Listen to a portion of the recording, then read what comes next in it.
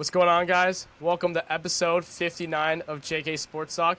Today we have our second athlete interview ever, and that is Jeremy Clayville, former basketball player of the St. Francis University and now on NJIT. Jeremy, thank you for coming on. Thank you for having me. Appreciate it. Yeah, so we're just going to go ask him some questions like how we did last time. So, first of all, we're going to start off just talking about just the recruiting process. So, you started your career at St. Francis University in Pennsylvania, and then now you're at NJIT. So, what went into this? What went into that decision, and what drew you to NJIT? Yeah, so as you probably know, St. Francis transitioned to Division 3. So Yeah, once that happened, I feel like I kind of had to make a decision, and that was to enter the portal. And I don't know, I really like how close NJIT was to my house. Like, it's 30 minutes. I get to go home on the weekends, and it's nothing like yeah, playing back in Jersey. Like, it's just that was definitely the main selling point, and then I really feel like the coaches believe in me and that we could get it done here. yeah. And just following about that with the Division 3 thing that happened in St. Francis, what was like your initial reaction? Just wondering, because that must have been a surprise. Yeah, nah, it was crazy. I remember where I was. We were sitting in the dining hall, and we get an email, like just like a regular email, same time as everybody else in school that says that we're going to be transitioning from Division 1 to Division 3. So it was just like I didn't believe it at Wow. first. I thought it was a joke or something. But sure enough, it was the real deal. Yeah. No. Yeah, I can't imagine how that felt. Like that's crazy. Yeah, And yeah. so, yeah. Next question for you. Coming from Ridgewood, and you played at St. Joseph Metuchen. So, how did your high school experience prepare you for college? That's a good question. So I feel like my high school coach, the way he ran things, it was really similar to how a college team runs things. Like, in terms of like the offense and then like the principles and stuff. It was like, because we weren't the most talented, but like we were well coached, and like we did the little things well that I feel like transitioned to college. Yeah. No, for sure. So in your high school career, you scored over 1,000 points in high school and were named County Player of the Year. So that's big accomplishment, of Yes, sir. course. So what did that mean to you? What did that moment mean to you? Oh, it meant a lot. Just seeing all my hard work pay off. It was great. Yeah, for sure. And just so, wait, okay, wait. Can you still hear me? Yeah, I can still hear you. Okay, all right, sounds good. It just glitched for a second. Just making sure, because I'm from Jersey myself. Okay. Just want to make sure, like, double check. St. Joseph Metuchen, that's Bergen County, correct? No, Is there's that Bergen? two. There's one in No, there's there's one two. in Montvale. Oh, okay. That's the Bergen Yeah, County, I and know the then Montvale one. St. Joe's Metuchen is in Middlesex County, and Is then it there's a third one in South Middlesex? Jersey. Got it. Yeah. There's a Mhm. third one, really? Yeah. Huh, okay. Sometimes I get those mixed up. Just wanted to Yeah. make sure. Common All right. mistake. Yeah, definitely. So last season, just going into your performance last season, so you shot nearly 30% or 39% from three pointers. What was your approach to being a consistent shooter? Yeah, I mean, it was a lot of ups and downs throughout the season, but just staying level-headed, knowing that not to put everything into like one shot. Like, you got to understand that you're gonna miss shots. Like, not all of them are gonna fall. And then just I feel like once I understood that is when it like kind of everything kind of got consistent. Yeah, no, for sure. And last season, you had a couple big games. I was looking at a couple of your stat lines, but one definitely stuck out to me the most, or stood out to me. So against Penn State Shenango, you had 21 points, 5 assists, 4 rebounds. So what was clicking for you that night? I was just hitting shots. My teammates were getting me open, and that's pretty much all it was too. It was one of those days where everything was Got the going job in. done. Yeah. Yo, for sure. And do you see yourself more as a scoring guard or a facilitator? And like, how do you balance those Yeah, two roles? that's a good question. I feel like I know the term gets thrown around a lot, like combo guard, but I feel like I genuinely am a combo guard. Like, if my team needs me to score, I could score. But if they want me to be a facilitator, like, I could really facilitate. Like, I don't feel like I'm just one. Yeah, no, that makes sense. Yeah. And upcoming season, I know a lot of work's going on right now. What are you focusing on to improve your game? I would say defensively, I'm trying to get in the best shape possible so I could pick up full court. Just trying to make it. Because I feel like last year, if I wasn't hitting shots, I wasn't really affecting the game too much. So this year, I'm really trying to make a difference on the defensive end. Yeah, for sure.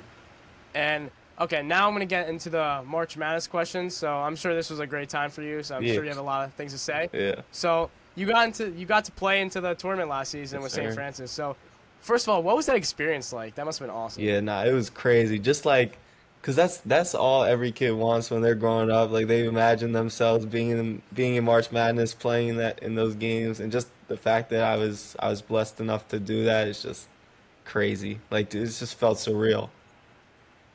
Yeah, no, I'm sure. And just can you walk us through like the moment you found out that St. Francis was just going dancing and just winning that conference championship? Yeah. Like, what was the locker room like, and Yeah, how did that that feel? it was crazy because we played Central Connecticut State, and I think everybody in America thought they were gonna win. They were longest win streak in NCAA Division One. They beat us pretty, I don't want to say easily, but they won both times we played them in conference by double digits. So like nobody really thought we were gonna win, but like our coach was always honest about believing, believing, believing, and I feel like everybody bought in, and we knew we had a chance if we executed the way that we should have, that we would be able to win. And then once we did it, man, that was a crazy feeling. Just like, because like I said before, it's everybody's dream to go to March Madness, and the fact that that was gonna happen, like, it was unbelievable. Yeah, it's awesome. Just how did it feel just stepping on the court like for the first Yeah. time? Well, so Just how did we that like what did it feel like? we played Dayton the first game of the season, and then that's where Yeah, the first four game was. So we were already familiar with it a little bit. But that second time we stepped on with all the March Madness logos and everything, like the court yeah. just felt different. Like I don't know how to explain it, it just felt different. Oh yeah. No, definitely. I know they host a lot of the March Madness Yeah. at Dayton. And just was there a welcome to March Madness moment for you? Like maybe like a big play, loud Mm, crowd, or just seeing your name on the screen? Like what was that like? I would say once I hit a three in the game, that's when it was like, Like oh yeah, this is still crazy. Yeah. yeah, no for sure. And just I saw on your Instagram story today. You got the ring. Yes, Was that sir. today or the like That was today? yesterday. That was It yesterday. was yesterday. You saw I saw it today on your story. Yeah. So just how cool was Oh, it that? was great. We had a couple Yeah. people go back. We took the drive down to Loretto, Pennsylvania, like 4.5 hours. But it was so worth it, man. Just to see everybody again and just to get that ring was great. Yeah, no, that sounds awesome. And Yeah. just another question about March Madness. So, how did the intensity of the tournament like? How did it just compare to like regular season games? That's a good question. I mean, to be honest, like there was a lot more stuff going on outside, like there was interviews before and stuff, but at the end of the day, like it's still basketball. Like I would say we approached it with like the same way that we approached every other game. Like we just wanted to win. And unfortunately we couldn't get it done, but like I wouldn't say it was anything like different with the game planning or nothing like that. Yeah, and from last season. So, like, what's one memory at least from this tournament and winning your conference tournament? Like, what's like a moment you'll never forget? That's a good question. Probably when Damar Kelly hit the game winning shot against Central Yeah. Connecticut State, because that's when I was really like, all right, we're going dancing. Like we're not about to lose this game. So shout out Yeah. Damar. Yeah. Shout out Daymar. Hope he's listening to this. All right. Now we're gonna go into like just leadership a little bit. So you were a captain in high school. So how did you bring that leadership like mentality to a college locker room? Yeah, I mean, I think it just starts with being a good person. Like if you're like a jerk to everybody, like nobody's gonna respect you. Like you gotta know how to talk to people. Like some people can't really handle criticism. You gotta talk to them in a different way. Like it's a whole bunch of different stuff. Yeah, I know that's like a big issue with I guess athletes nowadays. Like they can't take constructive criticism, and I Yeah, think that can like just stop their development a little bit. especially at like the Division 1 level, like everybody used to be the guy. So like If Yeah. another person is like that's like your teammate is telling you something and you don't really like it, like they might not take it the right way. No, for sure. Um, yeah. Um, so another question. So from that experience to like in March Madness, how do you think that I guess that competitiveness? How do you think you're gonna like be able to adjust and like help you with NJIT? Like how are you gonna help build a team?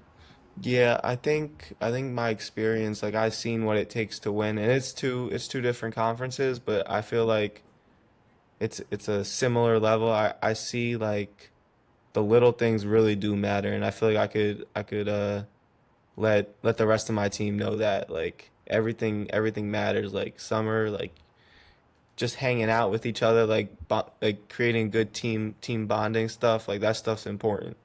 Yeah.